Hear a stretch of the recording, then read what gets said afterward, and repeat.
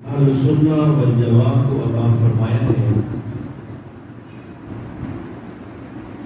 کہ ہم ان سے سوال کرتے ہیں جو کسی سے سوال نہیں کرتے،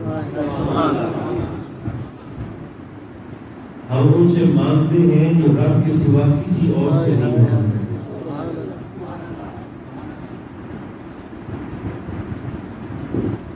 اور ہم نے ان سے شریعت لی ہے وہ پابند شریعت نہیں ہے۔ سبحان اللہ۔ کیونکہ وہ جیسے جیسے کرتے جاتے ہیں شریعت بنتی ہے۔ سبحان اللہ۔ یہ وہ مرضیت ہے جو اللہ نے اپنے محبوب کی ذات مقدسہ کو اپنے دین میں عطا فرمائی ہے۔ حضور جس کے لیے جو چاہیں حلال کر دیں، اور آقا اپنی مرضی سے جس کے لیے جو چاہے حرام۔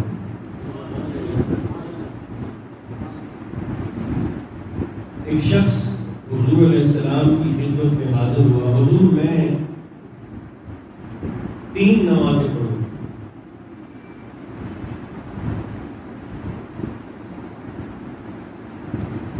سرکار نے فرمایا 3 پڑھ لو،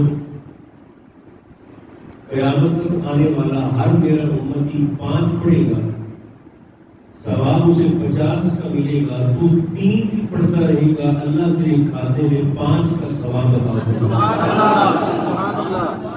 ایک اور شخص آ گیا، حضور میں تو 3 بھی نہیں پڑھ سکتا، عصرین میں 2 نمازیں پڑھ سکتا، فجر کی اور عصر۔ آقا نے فرمایا تو 2 پڑھتا رہے، اللہ تیرے ذمے سے 5 کا فرض ادا کر دے۔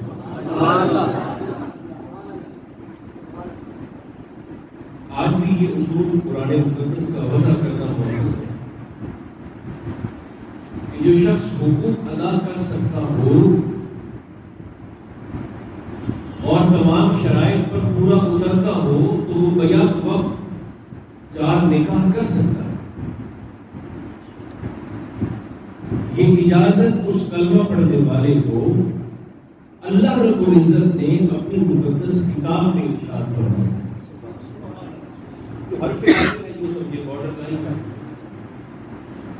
حق ادا کر سکتا ہو تو 4 نکاح کر سکتا ہے، مگر سرکار علی مرتضیٰ نے بھی ارادہ کیا تھا کہ میں دوسرا نکاح کروں۔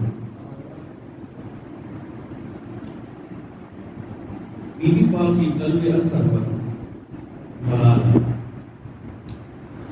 آپ نے ساری زندگی حضور علیہ السلام کی خدمت میں اپنے بابا کی وجود کبھی بھی کھول کر کچھ ارشاد نہیں کرنا۔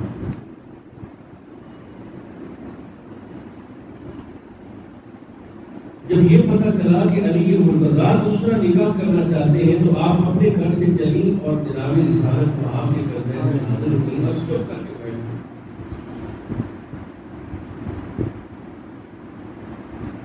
حضور علیہ السلام نے مخاطب ہو کر، کیونکہ آپ اگر والد ہیں تو آپ نبی بھی ہیں، آپ نے مخاطب ہو کر فرمایا فاطمہ آج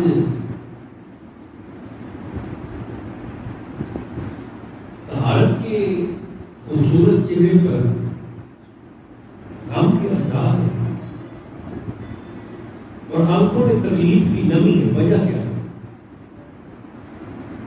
وہ جو ایک آنسوؤں کا ایک سمندر تھا جو مقدس آنکھوں میں رکا ہوا تھا۔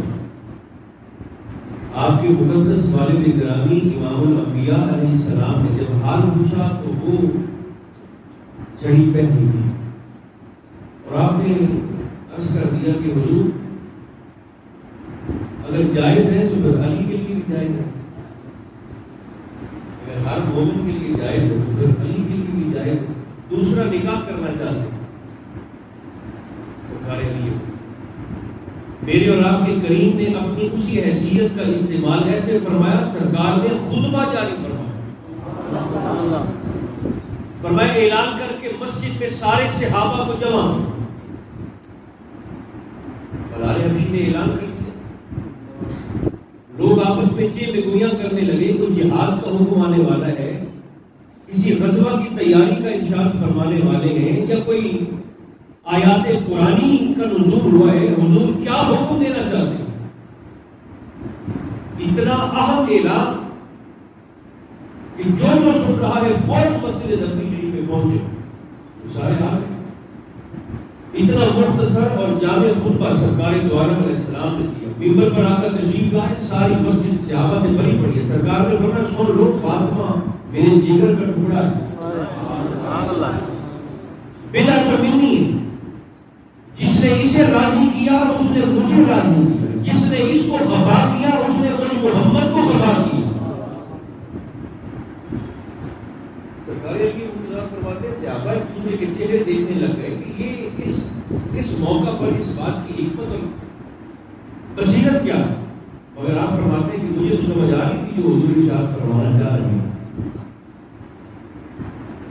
آقا نے یہ ارشاد فرما کر حضور نے اپنی مجلس اور خطبہ برخاست فرمایا اور ممبر سے نیچے اترے تو سیدھے جناب علی مرتضیٰ اپنی شہزادی کی طرف تشریف لائے اور آقا کا وہ اختیار جو میرے اور آپ کے قریب استعمال فرمایا۔ سرکار نے فرمایا علی بھلے قرآن مقدس کہتا ہے کہ ایک وقت میں بندہ مومن 4 نکاح کر سکتا ہے، میں محمد کریم علیہ السلام اپنے اختیار خاص کو استعمال کرتے ہوئے جب تک تیرے نکاح میں میری فاطمہ موجود ہے تجھ پر دوسرا نکاح حرام کرتا ہوں۔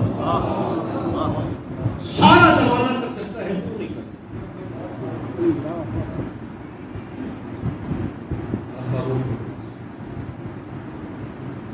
آگے سے حوالہ نہیں دیا، حضور قرآن تو یہ کہتا ہے، جان لیتے یہ صاحب قرآن وہ قرآن صامت ہے، یہ قرآن ناطق۔ سبحان اللہ، سبحان اللہ۔ یہ میرے اور آپ کے کریم آقا کا ایک تشریح اختیار ہے جس کی میں نے ایک جھلک آپ کی خدمت کر سکتا۔ دیکھیں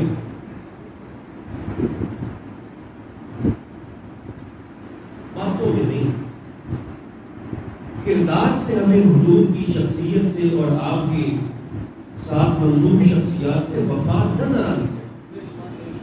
گفتار کا غالب ہے جو میری ایسے ڈینگے مارتا ہے، میں تو حیران ہوں تو زندہ کیسے ہے، اپنے ضمیر کو مطمئن کیسے کرتا ہوں، جو خالی خولی کیسے نعرے لگا کر اپنا نظام اور دھندا چلانے والے ہیں، وہ اپنے ضمیر کی کچہری میں اپنے ضمیر کی عدالت میں کھڑے ہو اپنے آپ سے آنکھیں کیسے ملاتے ہیں۔ سرکار دو عالم علیہ السلام نے جو ذمہ داری اپنے رب کے حضور سے پائی،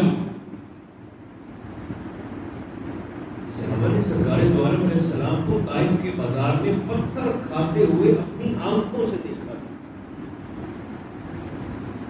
آپ نے بہت نہیں پڑھا، ہم تو کہیں پر جاتے ہیں تو 100 نفرہ ہوتا ہے،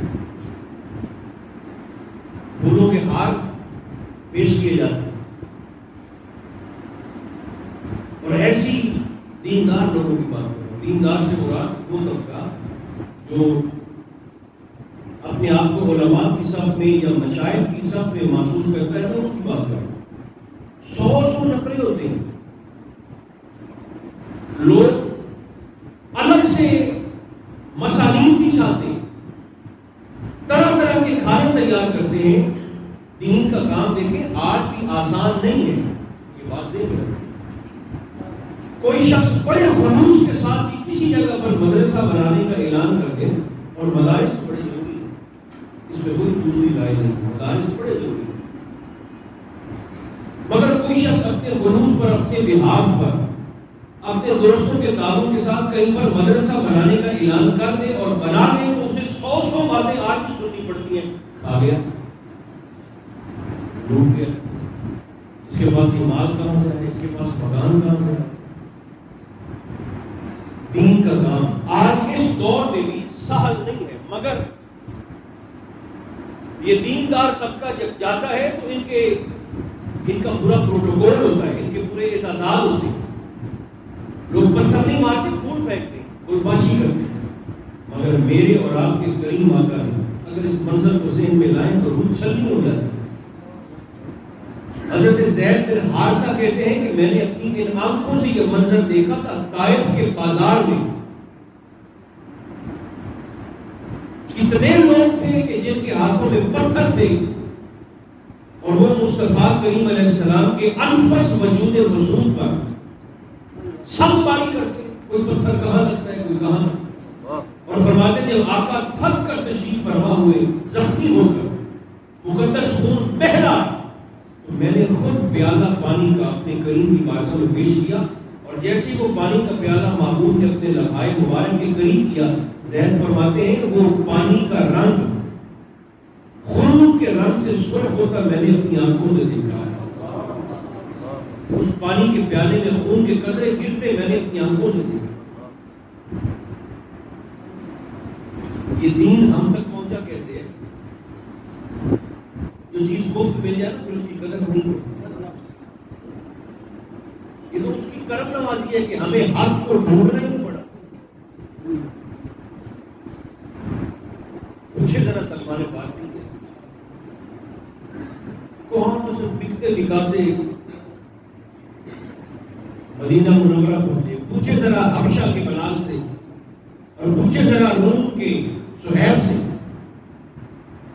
کہاں کہاں سے سرکار کے غلام چلتے چلاتے حق کے متلاشیان حق زندگیاں صرف کر کر کے وہ حضور علیہ السلام کی بارگاہ میں پہنچے. ہم تو اسی روٹی روزی کے دھندے سے ہی بات نکل رہے. کسی ایک گھمن گیری میں اور اسی ایک دائرے میں ہم لگے ہوئے ہیں. تو ہوتی ہے پھر شام ہو جاتی ہے پھر کمانے سے پھر مزدوری ہے پھر ڈیوٹی ہے پھر رات کو کھا کے پھر سو جاتے. اس دین کا وقار ہے. یہ دین ہم تک پہنچا کیسے ہے جو ہمارے ہاتھوں میں ہمارے دامن میں آج یہ دولت موجود ہے. یہ پیسے سے مال سے گاڑیوں سے زمینوں سے جائیدادوں سے اس کا موازنہ بنتا ہی نہیں ہے. ایمان کا یہ اتنی بڑی دولت ہے. میرے اور آپ کے قریب بدر میں بھی تشریف لے گئے اور کیفیت حضور کی مقدس شہزادی جناب رقیہ.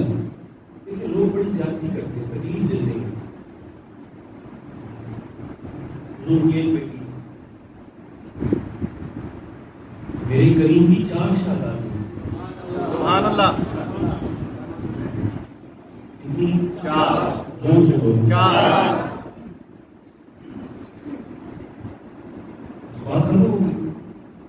جناب زینب ہے جناب رقیہ ہے ترتیب بھی یہی ہے. جناب ام کلثوم ہے اور جناب خاتون جنت. کیا بتی اور کیا بتی کا شعبہ.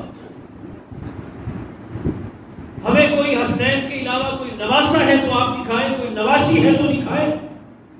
آپ کیا کرتے ہیں؟ آپ کہاں پڑھتے رہے؟ آپ نے کہاں سے تربیت پائی؟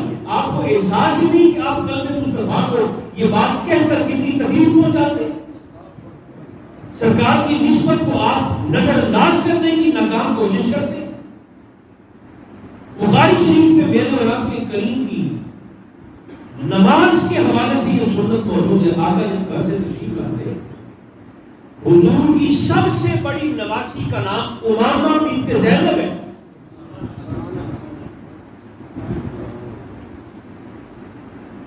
گھر سے نکلتے ہوئے بچوں سے بات بتاؤ نظریں بچا کے نکلنا پڑتا ہے وہ نکلنے نہیں دیتے. سرکار کی یہ نواسی جناب امامہ رضی اللہ تعالی عنہا والسلام اللہ علیہا آپ فرماتی تھی مجھے بھی نانا جان ساتھ لے جا. حضور کی سب کو بڑی 2 طریقے سرکار لے جاتے. صحابہ فرماتے اکثر ایسے ہوتا کہ ہم دیکھتے کہ حضور کی نماز پڑھانے کے لیے سرکار تشریف لا رہی مگر حضور کی چادر میں کوئی شے لپٹی ہوئی.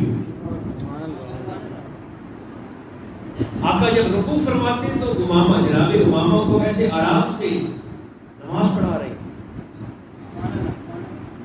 قیام میں کھڑے ہیں تو امامہ کو ایسے ہاتھوں میں اٹھایا ہوا. رکوع میں گئے ہیں تو سرکار نے بڑے آرام سے بیوی کو نیچے بٹھا دیا. سجدہ کر کے جب پھر اٹھنے لگتے ہیں تو امامہ کو پھر سے اٹھا کے کھڑے ہو جاتا.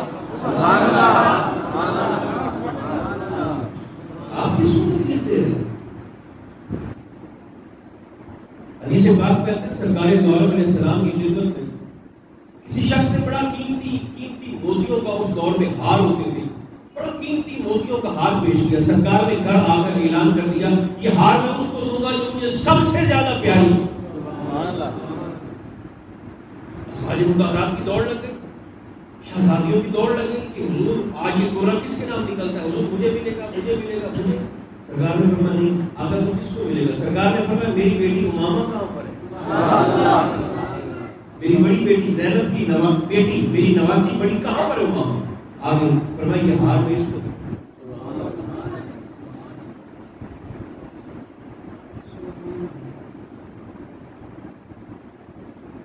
بدر میں سرکار تشریف لے گئے اور بدر میں سوچے نا جنہیں اللہ نے بیٹیاں دی، بیٹی کو لاڈ دے دے کر اس کی طبیعت میں ناز بھی باپ ہی پیدا کرتا.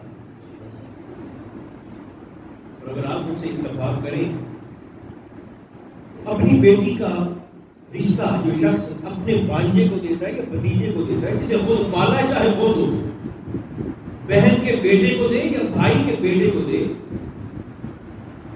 بچے کو پالا اسی شخص نے ہے جو اپنی بیٹی دے رہا، پالا بھی ہو تو وہ رشتے کے بعد جا کے اس کے گھر کہتا ہے کہ بیٹے اگر یہ کبھی میری بیٹی ناز میں آ جائے اسے کچھ نہ کہنا، اسے ناز دے دے کر محبت سے بگاڑا بھی میں نہیں ہے، اسے میں نے بڑے ناز سے پالا.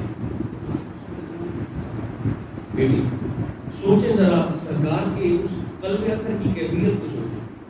بدر پر میرے کہیں کو جانا پڑ رہا اور کیفیت یہ ہے حضور کی شہزادی میری اور آپ کی مخدومہ جناب رقیہ کا جس میں اثر بخار سے تپ رہا اور کس طرح علانت پر قریب تھا کہ کچھ بھی ہو جاتا.